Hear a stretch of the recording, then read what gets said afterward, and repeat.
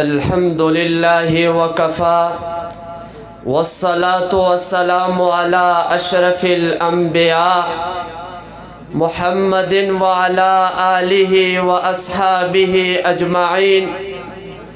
أما بعد فأعوذ بالله من الشيطان الرجيم.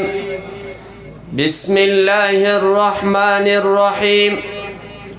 ومن يعظم شعائر الله فإنها من تقوى القلوب. وقال النبي صلى الله عليه وسلم إن إبراهيم حرم مكة ودعا لها وحرمت المدينة كما حرم إبراهيم مكة. ہے کتنی کشش خانہ کعبہ تیرے اندر، ہے کتنی کشش خانہ کعبہ تیرے اندر، ایک سجدہ تیرے فرش پہ 1,00,000 کے برابر، برساتے ہوئے نور کے مینار حرم کے، برساتے ہوئے نور کے مینار حرم کے، ہے دیکھنے کے قابل در و دیوار حرم کے. میرے انتہائی قابل احترام صدر جلسہ، اساتذہ کرام، منصفین اعظام اور معزز ساتھیوں، السلام علیکم ورحمۃ اللہ وبرکاتہ. آج میں آپ حضرات کے سامنے مقام حرمین شریفین اور امت مسلمہ کی ذمہ داری پر چند معروضات پیش کروں گا. اللہ رب العزت سے دعا ہے کہ مجھے حق سچ کہنے کی توفیق عطا فرمائے.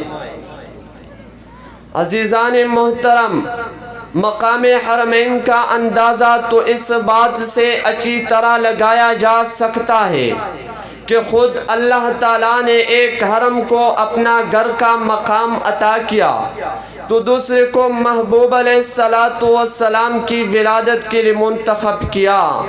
ایک حرم کو محبوب علیہ السلام کی قربانیوں کے لیے تو دوسرے کو محبوب علیہ السلام کی قیادت کے لیے منتخب کیا.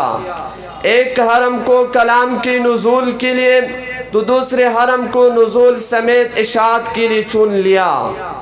ایک حرم کی طرف اپنے خلیل کو ہجرت کا حکم دیا تو دوسری کی طرف محبوب علیہ السلام کو ہجرت کا حکم دیا. ایک حرم کو بیت اللہ سے اعزاز بخشا تو دوسرے کو روضہ رسول سے اعزاز بخشا.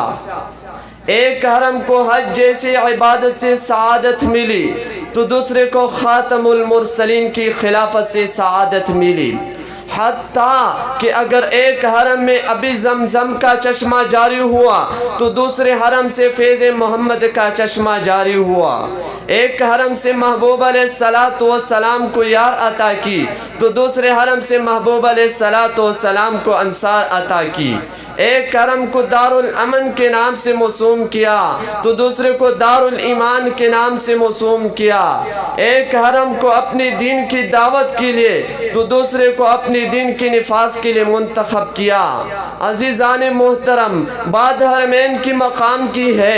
اگر حرم مکہ کی مقام کو دیکھنا چاہتے ہو تو عرش والے سے پوچھو جو عرش پر مستوی رہ کر فرش کی کسی مقام کی اگر قسم اٹھاتا ہے تو وہ مقام حرم مکہ ہے. اور فرمایا لا اقسم بہذا البلد، اور فرمایا وہذا البلد الامین. وہ عرش والا فرش کی کسی مقام کو دار الامن کہتے ہیں تو وہ مقام حرم مکہ ہے. ومن دخلہ کان آمنا اولم نمکن لهم حرما آمنا اولم يروا انا جعلنا حرما آمنا. اس رب نے اگر کسی مقام کو حرمت عطا کی ہے تو وہ مقام حرم مکہ ہے. جعل اللہ الکعبۃ البیت الحرام قیاما للناس فلا آمین البیت الحرام یبتغون فضلا من ربهم ورضوانا. یہ وہی حرم تو ہے جو سارے دنیا کے مسلمانوں کا قبلہ ہے. وحیث ما کنتم فولوا وجوہکم شطرا. حرم مکہ کی حرمت تو دیکھیں رب کیا اعلان کرتا ہے انما المشرکون نجس فلا یقربوا المسجد الحرام بعد عامهم هذا. کوئی ناپاک عقیدے والے اس حرم پاک کے قریب بھی نہ آئے. عزیزان محترم، سوال یہ پیدا ہوتا ہے، اگر حرمین شریفین کا اتنا بلند مقام ہے تو پھر اگر آج حرمین عدم تحفظ کا شکار ہے تو اس کی تحفظ کی ذمہ داری اللہ اور اس کے رسول صلی اللہ علیہ وسلم کی ماننے والوں پر عائد نہیں ہوتی؟ کیا آج کا مسلمان اس بات سے بے خبر ہے کہ آج دین دشمن قوت حرمین شریفین کے گرد مختلف بہانوں سے گھیراؤ کر چکے ہیں؟ کیا وہ اس کی تحفظ کریں گے؟ کیا وہ اس کی دفاع کریں گے؟ لیکن آج میں یہ بات بڑی افسوس سے کہہ رہا ہوں کہ موجودہ دور میں حرمین شریفین کے ساتھ جو ہو رہا ہے اس کے پیچھے کون ہے؟ حرمین شریفین کی عزت کو پامال کرنے والے کوئی عام لوگ نہیں، بلکہ اس کی ذمہ دار وہاں کی سلاطین ہیں جن کے ہاتھ میں طاقت وغیرہ بھی ہے، پھر بھی یہ لوگ متنازع فیصلے و فتوی جاری کر کے عالم اسلام کو پریشان کر رہے ہیں، اور یہ اس لیے کر رہے ہیں تاکہ امریکہ اور اسرائیل کے نظروں میں قابل قبول بن جائے۔ اس سلسلے میں انہوں نے 2030 تک ایک دجالی پروگرام بنایا ہے جس کے تحت حرم کی مقدس مقام کو بھی زنا، شراب، موسیقی، سنیما، رقص و سرور جیسے گناہوں کے ساتھ آلودہ کرنا چاہتے ہیں، بلکہ یہود و نصارا مشرکین کو بلا کر ان کے ساتھ اس مقدس مقام پر ناچتے ہیں۔ یہ وہی جرائم ہیں جن کی وجہ سے پچھلی قوم پر خدائی عذاب کا کوڑا برسا ہے۔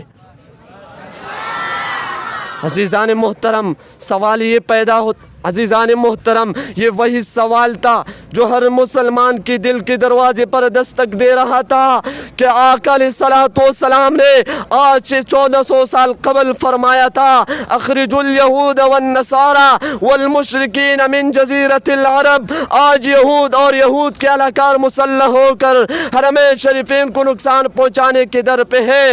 تمام اہل ایمان پر یہ ذمہ داری عائد ہوتی ہے کہ وہ متحد ہو کر حرمین شریفین کی تحفظ کے لیے اٹھ کھڑے ہو، ورنہ خدا تو پھر اپنے ابابیل جیسے فوج کو استعمال لا کر ستیاناش کر دے گا، لیکن یہ مسلمان روز قیامت خدا کو کیا منہ دکھائیں گے؟ آخر میں اتنا ضرور کہوں گا، ایک ہو مسلم حرم کی پاسبانی کے لیے، ایک ہو مسلم حرم کی پاسبانی کے لیے نیل کے ساحل سے لے کر تا بخا کے کاشغر۔ وآخر دعوانا الحمدللہ رب العالمین۔